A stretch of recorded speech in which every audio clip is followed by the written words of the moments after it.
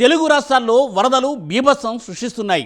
ఇక తెలంగాణ విషయానికి వస్తే విజయవాడ కంటే ఖమ్మంలో పరిస్థితులు చాలా దారుణంగా కనిపిస్తున్నాయి. ఒకవైపు ప్రభుత్వ అధికారులు, మరోవైపు స్వయంగా సీఎం రేవంత్ రెడ్డి మంత్రులు రంగంలోకి దిగినప్పటికీ ఇంకా పరిస్థితులు సాధారణ స్థితికి రాలేదు. పదుల సంఖ్యలో వరదల్లో చిక్కుకుని కొట్టుకుని పోయి చనిపోయిన వాళ్ళు ఉన్నారు. ఇక బాధితుల తాలూకు వీడియోలు, ఫోటోలు చూస్తే హృదయ విదారకంగా ఉంది. ఇంత జరుగుతున్నా బీఆర్ఎస్ అధినేత మాజీ సీఎం కేసీఆర్ మాత్రం ఎక్కడా కనిపించడం లేదు, వినిపించడం లేదు. మీడియాలో కానీ సోషల్ మీడియాలో కానీ కనీసం ఒక చిన్నపాటి ప్రకటన కూడా చేయలేదు. ఇంతకు కేసీఆర్ సారు ఏమైనట్టు? రాష్ట్రంలోనే ఉన్నారా? ఖమ్మం ప్రజలు పడుతున్న బాధలు చూస్తున్నారా లేదా అనేది ఎవరికీ అంతుపడటం లేదు.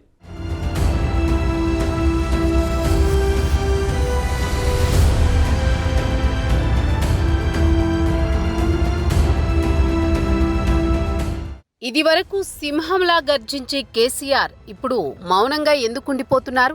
ఇదివరకు తెలంగాణ అంతా నాదే అన్నట్టు వ్యవహరించిన కేసీఆర్ బోనులో సింహంలా ఫామ్ హౌస్లో నుంచి ఎందుకు బయటకు రావడం లేదు? ఆయన ప్రాణం పణంగా పెట్టి సాధించుకున్న తెలంగాణ రాష్ట్రం ఇప్పుడు వరదలలో చిక్కుకుని విలవెల్లాడుతున్నా ఎందుకు స్పందించడం లేదు అంటూ ఒకటే ప్రశ్నలు వినిపిస్తున్నాయి. రాజకీయాల్లో, సినిమాల్లో, సోషల్ మీడియాలో ఉంటే ఇదే పెద్ద ఇబ్బంది. నోరు విప్పి 4 ముక్కలు మాట్లాడితే గిట్టని వాళ్లు కోడిగుడ్డు కీకలు పీకే ప్రయత్నం చేసినట్టు వాటిలో తప్పులు వెతికి పట్టుకొని విమర్శిస్తుంటారు. అలాగని మాట్లాడకపోయినా ఇబ్బందే, ఎందుకు మాట్లాడడం లేదని ఇలా నిలదీస్తూ ఉంటారు. చివరికి సోషల్ మీడియా అకౌంట్లో డీపీ మార్చుకున్నా ఊహాగానాలు మొదలైపోతాయి. సామాన్యులకు ఈ కష్టాలు ఉండవు కనుక వారికి ఈ కష్టాలు అర్థం కావు. కానీ కేసీఆర్ వంటి వారికి మాత్రం ఇబ్బందులు తప్పడం లేదు.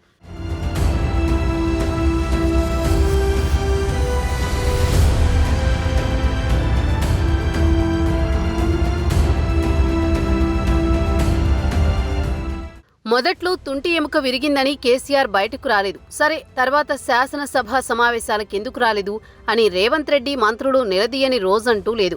శాసనసభ తర్వాత లోక్సభ ఎన్నికల్లో కూడా బీఆర్ఎస్ పార్టీ ఓడిపోయినందున కేసీఆర్ ఇంకా ఆ షాక్ నుంచి తేరుకోలేదు కనుక బయటకు రాలేదని గిట్టని వారు సైతం సర్ది చెప్పుకున్నారు. ఆ తర్వాత కూడా కేసీఆర్ బయటకు రాకపోతే పాపం కూతురు కవిత కోసం దిగులు పడ్డారు, అందుకే బయటకు రావడం లేదని మళ్లీ గిట్టని వాళ్లే సర్ది చెప్పుకున్నారు. అయితే ఇప్పుడు ఆమె ఇంటికి తిరిగి వచ్చేసింది కదా, అయినా కేసీఆర్ రాష్ట్రంలో వరదలొస్తే ఎందుకు స్పందించడం లేదు, ఫామ్ హౌస్లో నుంచి ఎందుకు బయటకు రావడం లేదు అని తెలంగాణ సీఎం రేవంత్ రెడ్డి సైతం ప్రశ్నిస్తున్నారు.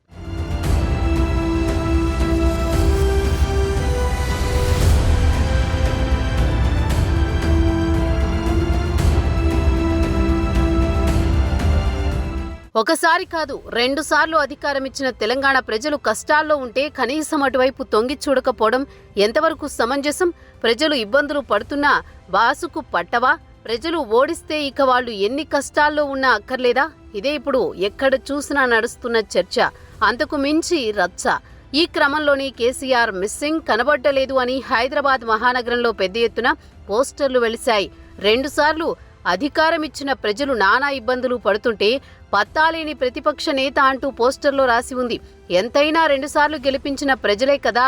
ఒకసారి వరద ప్రభావిత ప్రాంతాల్లో పర్యటించి తోచినంత వ్యక్తిగతంగా లేదా పార్టీ పరంగా విరాళమిస్తే బాగుంటుందేమో. మరి రేపొద్దున మళ్లీ ఎన్నికలొస్తాయి, అప్పుడు ఇదే ఖమ్మం ప్రజలను ఓట్లడగాల్సి వస్తుంది కదా.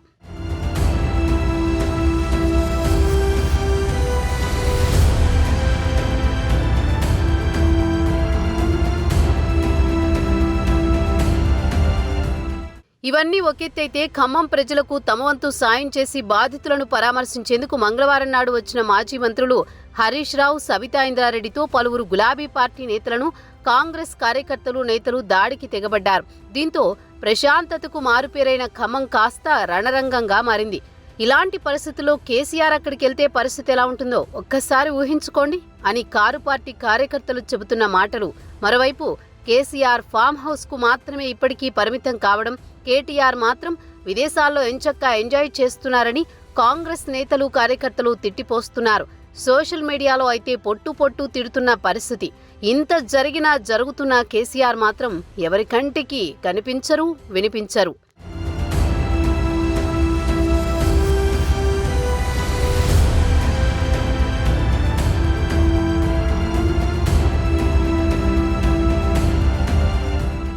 అధికారంలో ఉన్న 10 ఏళ్లు రాచరికం చలాయించిన కేసీఆర్ అధికారం పోయిన తర్వాత జనంలోకి రాకుండా ఫామ్ హౌస్కే పరిమితమైపోయారు. ప్రతిపక్ష నాయకుడైన కేసీఆర్ జనం సమస్యల్ని పట్టించుకోకుండా ఇలా అజ్ఞాతవాసం చేస్తున్నారు.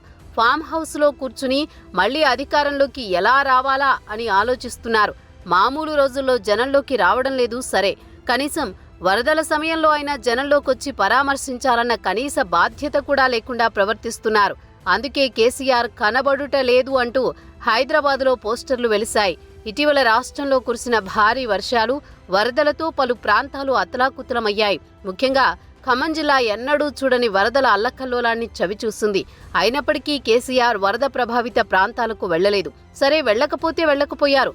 కనీసం అయ్యో వరదలొచ్చాయా అనే మాట కూడా కేసీఆర్ వైపు నుంచి రాలేదు. కనీసం సోషల్ మీడియాలోనైనా ఒక ప్రకటన విడుదల చేయలేదు. అందుకేనేమో కేసీఆర్ కనబడుట లేదు అంటూ పోస్టర్లు వెలిశాయి. ఈ పోస్టర్లు ఎవరు అతికించారనే విషయం తెలియరాలేదు. కానీ కేసీఆర్ వైఖరి మాత్రం చర్చనీయాంశంగా మారింది.